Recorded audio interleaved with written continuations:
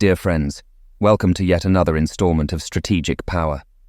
The video will address the devastating attack that occurred on Friday, March 22nd at the Crocus City Hall in Moscow. What are the confirmed facts and still obscure aspects of this tragic event, which resulted in the death of 137 people? If you have not yet subscribed to the channel, please do so now and turn on the notification bell to stay updated on our content. On Friday afternoon in Russia, 4 heavily armed terrorists burst into the Crocus City Hall near Moscow during a crowded event. The attack was extremely violent, according to disturbing videos of the terrorists shooting directly into the crowd, resulting in at least 137 deaths, according to Russian sources, and hundreds injured. In addition to firearms, the terrorists also used grenades and incendiary bombs, which caused a fire that damaged part of the venue. Shortly after the images circulated, ISIS, one of the factions of the Islamic State, claimed responsibility for the attack. However, what do we concretely know about this attack? And why are there various theories and mysterious aspects surrounding what happened? According to information released by the Russian government, the terrorists, all nationals of Tajikistan, had allegedly been recruited by an Islamic cleric through a Telegram group, which offered 500,000 rubles to each one, equivalent to 27,000 Mexican pesos. The 4 arrived at the Crocus City Hall shortly before 8 p.m., heavily armed with rifles and bombs, and immediately headed to the main hall of the event, which was practically full. In the main hall, they opened fire on the public, causing dozens of deaths and injuries, as well as throwing incendiary bombs that started the fire. About 10 minutes after the attack began, they left the main hall and headed for the exit, continuing to shoot along the way, and causing more deaths and injuries among the desperate people trying to leave the place. Approximately 15 minutes after the attack began, the terrorists disappeared, leaving behind a scene of destruction and death, with 137 fatalities and hundreds injured. From that point on, uncertainties arise that raise intriguing questions, the first of which is, how did the terrorists manage to escape from the place, which was already surrounded by hundreds of police officers when the attack alarm was activated? As soon as the alert was issued, a large number of firefighters, ambulances and police officers quickly converged on the Crocus City Hall, and a security perimeter was established while the attack was taking place inside the building. Given the presence of so many police officers in the vicinity, it is surprising that the terrorists, armed and dangerous, managed to leave the site in the same vehicle they arrived in. Furthermore, they managed to cross the security perimeter around the venue and escape from Moscow, despite the blockade of the main access routes to the Russian capital and the presence of several security checkpoints. To further complicate the situation, they traveled nearly 400 kilometers south along a federal highway, being captured when they were just a few kilometers from the border with Belarus and Ukraine. This raises another intriguing question. What was the terrorists' planned destination? Almost 24 hours after the attack, Vladimir Putin made his first statement about the incident, stating, among other things, that Ukraine was directly involved. Although it was expected that Putin would blame Ukraine, the official claim of responsibility for the attack by the Islamic State made it difficult for him to justify that narrative. To circumvent this situation, Putin suggested that Ukraine would have granted the terrorists a safe passage to cross its border.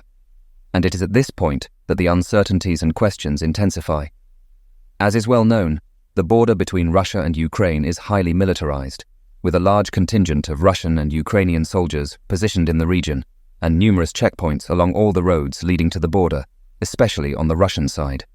Therefore, it is at least suspicious to imagine that 4 terrorists wanted in Russia would have managed to cross all those checkpoints, and the immense concentration of Russian troops along the Ukrainian border to take advantage of the supposed window that Putin accused Ukraine of opening to allow their safe entry into the country.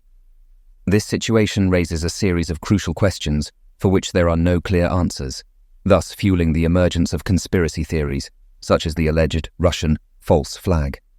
A false flag is when a country carries out an attack against itself with the aim of blaming another nation, using this as justification for more aggressive reactions. And Vladimir Putin has experience in this type of situation. In September 1999, a series of explosions in Moscow, Buyansk and Volgodonsk resulted in the deaths of more than 300 people and left over 1,000 injured. At that time, Putin was Prime Minister of Russia and personally took charge of managing the crisis. He immediately blamed Chechnya, a separatist Russian republic, despite the Chechens denying any involvement or motivation for the attacks. In 1996, Chechnya had won a war against Russia, and both sides signed a peace agreement. Therefore, at that time, the Chechens were interested in avoiding an increase in tensions with Moscow. However, Putin used the September 1999 bombings as justification to restart the war, with the support of Ahmad Kadyrov, who betrayed the Chechens by allying with Russia. According to various historians, the 1999 bomb attacks were actually a false flag operation ordered by Putin to justify restarting the war in Chechnya. This time, Russia emerged victorious from the conflict, resulting in the near-complete destruction of the Chechen Republic, especially its capital, Grozny, which was reduced to rubble. The success of this alleged false flag operation in Chechnya in 1999 leads some sources to suggest that the terrorist attack in Moscow may follow a similar line, seeking to involve Ukraine and provide Putin with the necessary justification to intensify his commitment to the war. Curiously, a few days before the attack, Dmitry Peskov, Putin's spokesman, referred for the first time to the Russian invasion of Ukraine as a war, and not a special military operation. In addition, a few days before the attack, Sergei Shoigu, the Russian defense minister, announced the creation of 2 new armies, totaling more than 500,000 new soldiers, a number that, according to many sources, could only be reached through a new mobilization in Russia, a highly unpopular procedure that would be more easily accepted by Russian society if carried out in response to an attack like the one in Moscow. On the other hand, many pro-Russia sources also accuse Ukraine of being involved in the attack, but a crucial question arises: what would Ukraine gain from this?